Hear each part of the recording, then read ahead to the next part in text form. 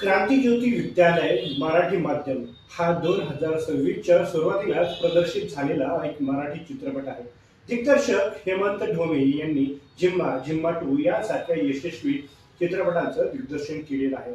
हा चित्रपट त्यांनी लिहिलेला आणि दिग्दर्शित केलेला आहे. हा चित्रपट मराठी माध्यमांच्या शाळांच्या घटत्या पटसंख्येवरती मातृभाषेतून शिक्षणाच्या महत्वावरती आणि आजच्या शिक्षण व्यवस्थेतील विसंगतीवरती विशेष प्रकाश टाकतोय. चित्रपटाची कथा आणि अलिबाग जवळील नागाव येथील क्रांतिज्योती विद्यालय या मराठी शाळेभोवती फिरत आहे. मुख्याध्यापक दिनकर शिर्के उर्फ सचिन खेडेकर यांची शाळा बंद होण्याच्या मार्गावरती आहे, कारण त्या जागी चकचकीत इंग्रजी माध्यमांची आंतरराष्ट्रीय शाळा उभी राहणार आहे. शिर्के सर माजी विद्यार्थ्यांना एकत्र आणून शाळा वाचवण्याचा प्रयत्न करतात. यातून मराठी भाषा, शिक्षण आणि समाजातील विविध दृष्टिकोन मांडले जातात. पालकांचा इंग्रजीकडे कल, शिक्षणाचा व्यापारीकरण, मातृभाषेची उपेक्षा असे मुद्दे या चित्रपटाच्या माध्यमातून समोर आणले गेले आहेत.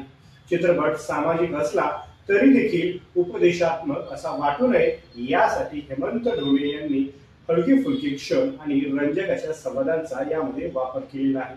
अलिबागचा निसर्ग सौंदर्य आणि शाळेच्या आठवणी प्रेक्षकांना भावनिकदृष्ट्या आपल्याला एकत्रित जोडतात. अनेक रिव्ह्यूज मध्ये म्हटलंय की हा चित्रपट पाहताना प्रत्येकाला आपली मराठी शाळा आठवते आणि अंतर्मुख करतोय. मात्र काही ठिकाणी संदेश थोडासा कुठेतरी बटबटीत वाटतोय असा एकमेव द्वेष सांगितला जातो. चित्रपटाची सर्वात मोठी ताकद आहे की दमदार कलाकार आणि त्यांचा सहज असा अभिनय.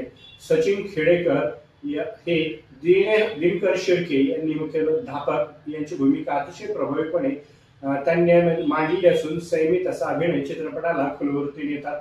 अमय वाघ हा माजी विद्यार्थी म्हणून मजेशीर आणि भावनिक बाजू सांभाळताना दिसतोय. सिद्धार्थ चांदेकर महत्वाची भूमिका यामध्ये साकारतो आहे. उत्तम अभिनय आहे. प्राजक्ता कोळी जिने की हा तिचा पदार्पणातील चित्रपट आहे. ताज्या ऊर्जेची तिने जोड दिले, उत्कृष्ट काम केले. क्षितिजो ज्यांनी निर्मिती सांभाळली आणि मजबूत व्यक्ती एकांकिका सांभाळले. कादंबरीकर पुष्कराज चिरकुटकर, हरीश दुधाळे आणि निर्मिती सावंत सर्वांनी आपापल्या भूमिका उत्तमपणे साकारल्या आहेत. सहाय्यक कलाकारही चांगले आहेत. एकूणच अभिनय हा चित्रपट प्लस पॉइंट आहे. हेमंत ढोमे यांनी विषयाचं गांभीर्य रंजक पद्धतीने यामध्ये मांडलेलं आहे.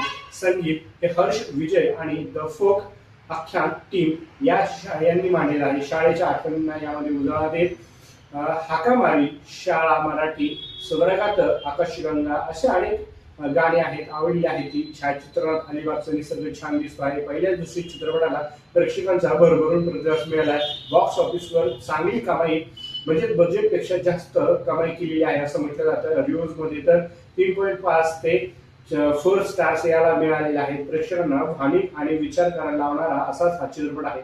5 कोटीपेक्षा अधिक यांनी कमाई केली आहे असं म्हटलं जातं. पुण्यातील सिग्नल स्कूलच्या विद्यार्थ्यांसाठी स्पेशल असं आयोजन देखील केले होते. या चित्रपटाच्या थीमशी जुळतच एकूणच या चित्रपट मराठी मानला जाणारा विडणारा हा सामाजिक महत्वाच्या विषयावरती आणि मराठी शाळा आणि इंग्रजी शाळा यांच्या माध्यमातून जे काही मराठी शाळा बंद होत आहेत आणि त्याला कुठेतरी सरकार आणि व्यवस्था कुठेतरी जबाबदार आहे याच कुठेतरी मांडणीकरण चित्रीकरण या चित्रपटातून समोर येत आहे आणि तो भूतकाळातील काही आठवणींना देखील उजाळा देतो आहे. एकूणच पाहिलं तर हा चित्रपट एकदम उत्तम अशा अभिनयानं कौशलपूर्ण चित्रपट बनवलेला आहे. एकूणच हा चित्रपट आता बॉक्स ऑफिस मध्ये गर्दी खेचतो आहे.